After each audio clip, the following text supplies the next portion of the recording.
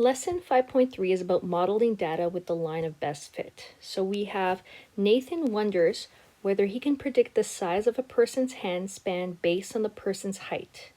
So they've investigated and looked at 15 students, and this is the table below. So they're comparing height to hand span.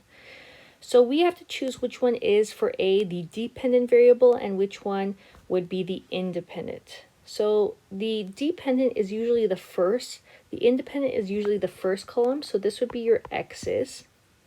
And then your dependent is always your y variable, which would be the hand span. So then that would continue. This chart is continuing on over here, and this would now be your x, and this would be your y as well.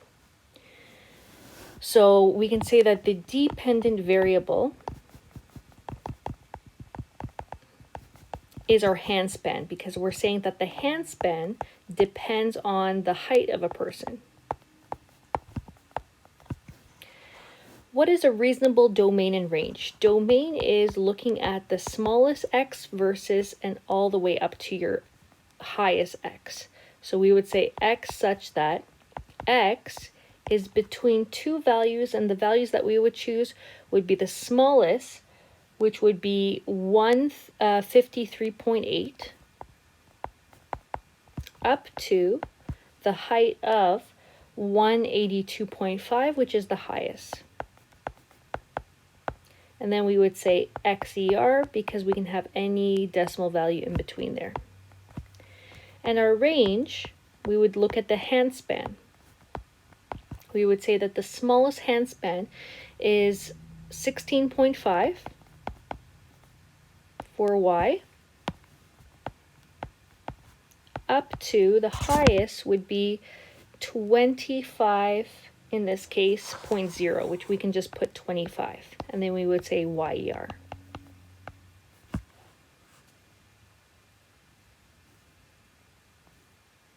So this is just using the domain range is just saying the smallest to the highest. That would represent this class for both the x and the y values.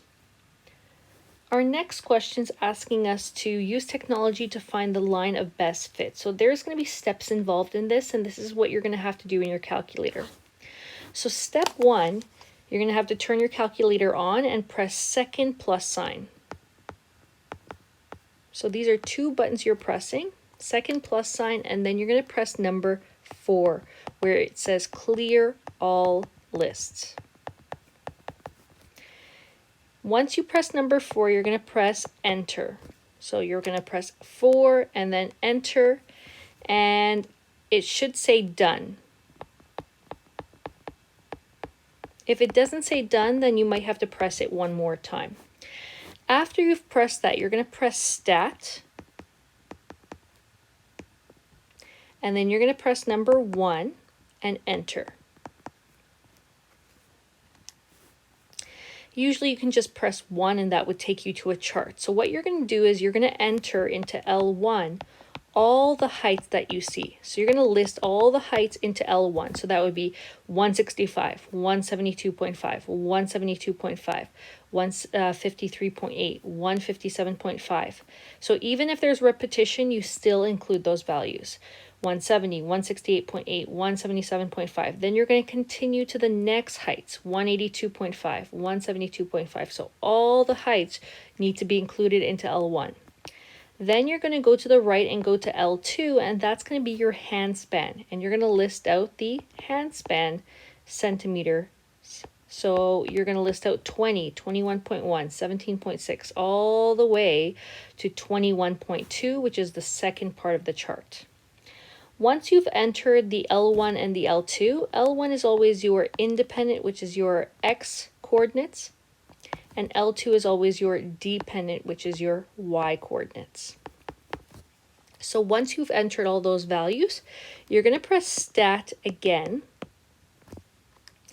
Then you're going to go to the right using the right cursor arrow. So you're going to press this button right here where it's the right cursor. That should take you to calc. So it's going to highlight calc for you. And you're going to press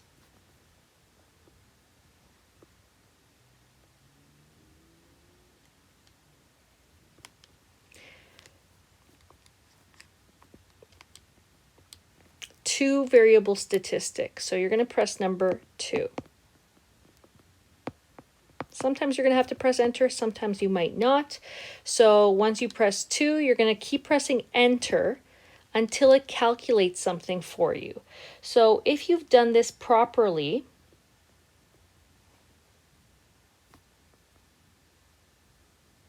oh, actually, guys, so instead of 2, so once you go to stat, you're going to go to calc. You're going to actually press number 4, which is a linear regression. So this is a line of best fit. So you're going to actually use number 4 instead. So you're going to press 4. Sometimes you're going to have to press enter, and you're going to have to press enter until it calculates something that looks like y equals ax plus b. And so it will give you numbers that you're going to have to replace. So if you've done this properly, you should find that your a value is about 0.226. And then you're going to replace that for a. And then your b is about 18.305 minus 18.305. So you're going to replace that for b.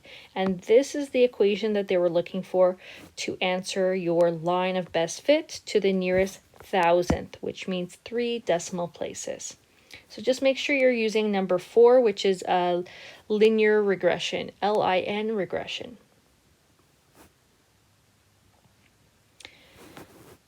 So that's kind of the basis of this lesson, is just using these charts to figure out what this is going to look like.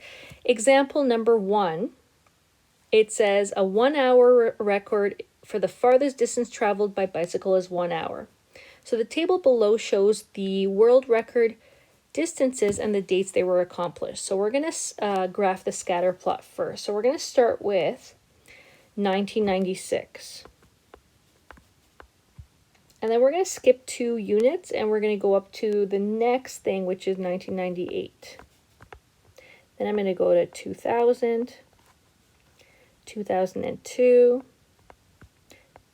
04, 06, 08, and then 2010. So I'll stop there. So this will be the year. So that's your x coordinates that we're talking about. And then your distance will start at 75. So I'm going to go up to 75. And then I'll skip some units and go up to 80, 85, 90, 95, 100. And I can stop there. So this will represent the y value, which is the distance in kilometers. And then what you're going to do is you're going to plot at 1996, 78.4. So just approximations of where these values are. 1998, 79. 1999, we're going to have 81. 2002, plot 82.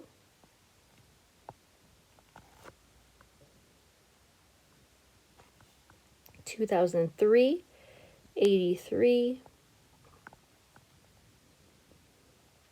2004, 84.22. We have 2007, we're plotting 86.77. 2008, 87.12. And finally, in 2009, we should be plotting 90.60. Okay, so that's all we have to do for the first part, is graphing a scatter plot, but now we have to come up with the equation. So step 1 is similar to what we did for the first question, where we press second plus sign, and then we press number 4, and then we press enter. So that should clear our list. So second plus sign, number 4, enter, clear your list. Then you're going to go and press the stat button and then number 1. Once you've done that, you're going to enter. L1 is going to be your year, and L2, you're going to put all the distances in kilometers. So write out every single distance that you see in kilometers for L2. Once you've done that, you're going to press Stat again. You're going to go to the right with that arrow button. And you're going to press number 4. And you're going to keep pressing Enter until it calculates again that linear equation where A is 0.86 to the nearest hundredth minus 1,635.73. So this is to the nearest hundredth, which means 2 decimal places. So this is the equation that you should be getting when you replace A with a number that they give you and B with the number that they've given you. Round it to 2 decimal places. Now, once you have this done, now you're going to interpolate a possible world record distance for the year 2006. So what we can do is we're going to graph this in our graphing calculator. So you're going to graph and put y1 equals this equation that you have here. But first of all, you're going to have to drag it in. So you're going to have to press y equals first. So we're going to have to enter the linear equation that we just got into y1. So step 1 to do that is you're going to press the y equals button.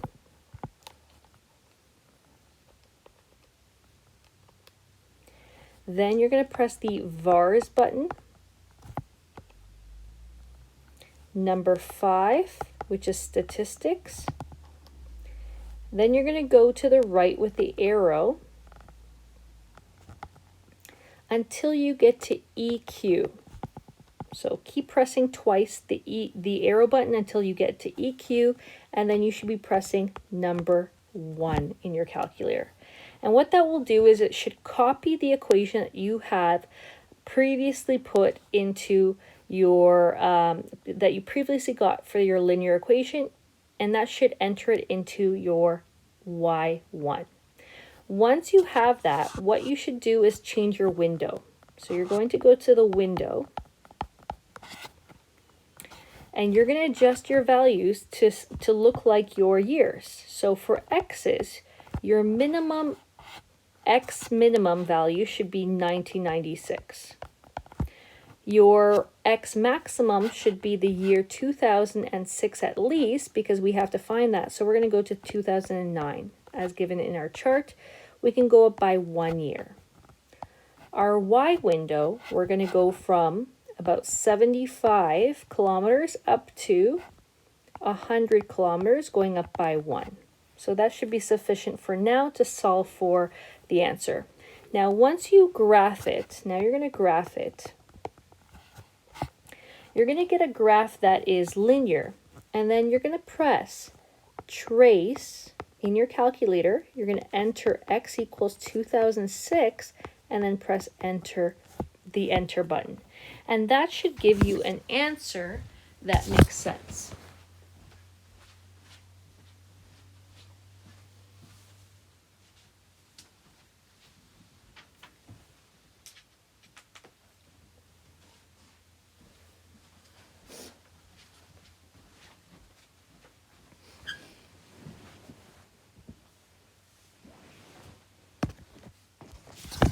Okay, so give me 1 sec, guys. Just my battery just died.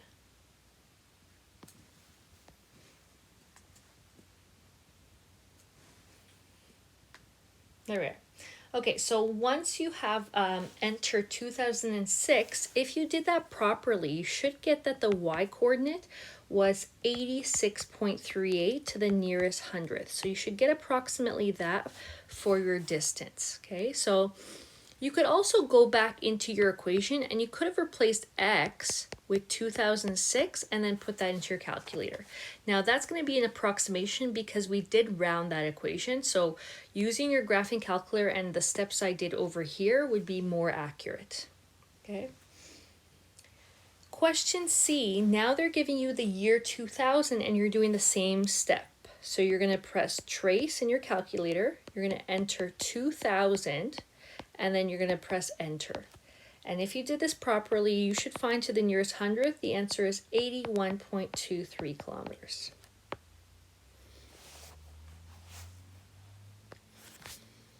Now, in your y1, you should have approximately the equation 0.86x minus 1635.73. Your y2 now, whenever they give you a y coordinate, you're going to enter it into y2. So you're going to enter the distance, which is 94.56, into y2.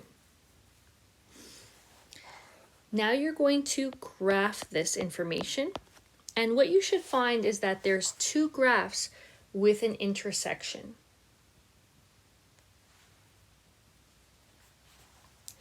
So the only thing that I'm going to have to do is also adjust the window. So my X window used to go from 1996 to 2009. Now I'm going to adjust it where it's going to go to 2020 for your X maximum. And for Y, I'm going to go from 75 to 120 for my Y min, max, and scale. So use these values now in order to see the intersection between the two graphs. Once you see an intersection, you're going to press second, trace. You're going to press number 5. And then you're going to go to the intersection. You're going to move your cursor until you're as closest to the intersection as you can. And you're going to press enter 3 times.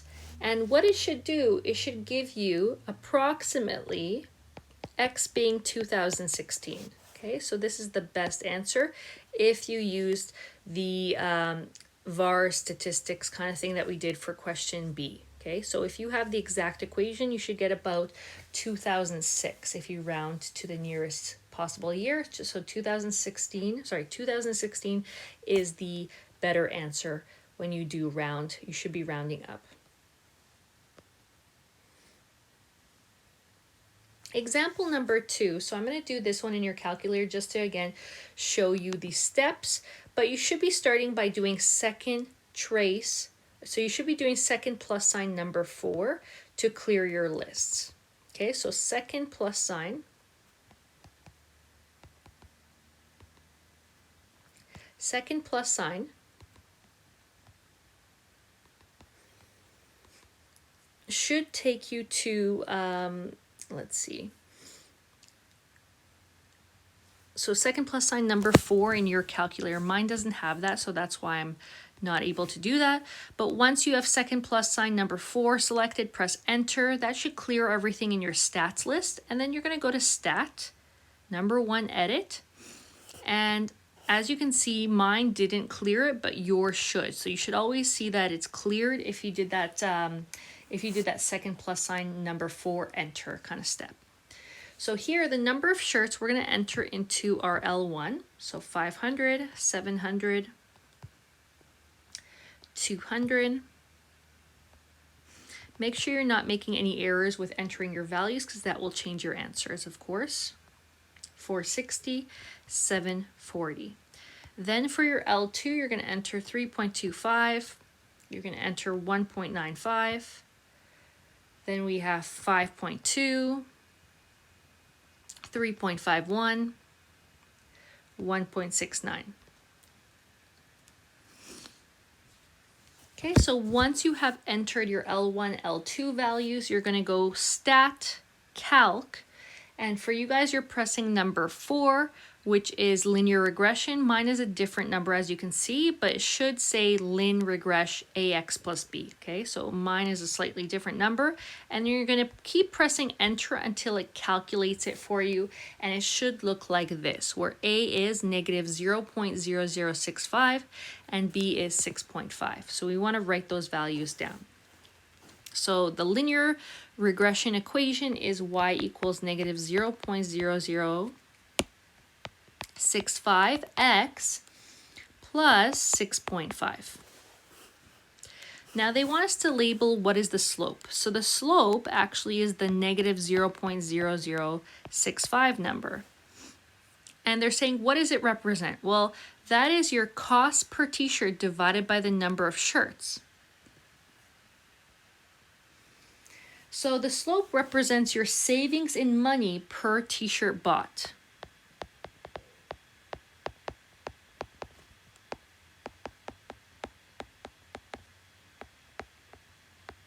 So the more t-shirts you actually buy, the more you're going to save.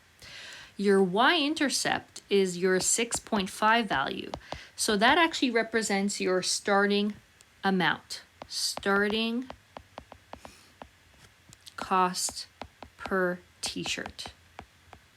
So what is the t-shirt right when you start before you've actually made an order? So what is the cost of a t-shirt just for buying, just for making an order? And then for C, this is where they're giving us the cost per t-shirt, and we want to find out when we're going to achieve a price less than $1.50. So this is a Y value that we're actually given. So this is a Y value of 1.5. So I told you that whenever you're given a Y value, so we need to graph this first of all. So we're gonna have to go to VARS, Statistics. So VARS Statistics, you're gonna have to go to the right until you get to equation, and you should be pressing 1 for regression equation. And what that does is it copies and pastes the equation for you, as you can see right here. And then you're gonna enter the 1.5 for your Y2. So 1.50 is the same as 1.5. Change your window to look like the scale or the table that you have. So our smallest X value we saw was 500 t-shirts, up to the maximum being 740 t-shirts. Our Y minimum was $1.69. And our highest cost per t-shirt was $5.20.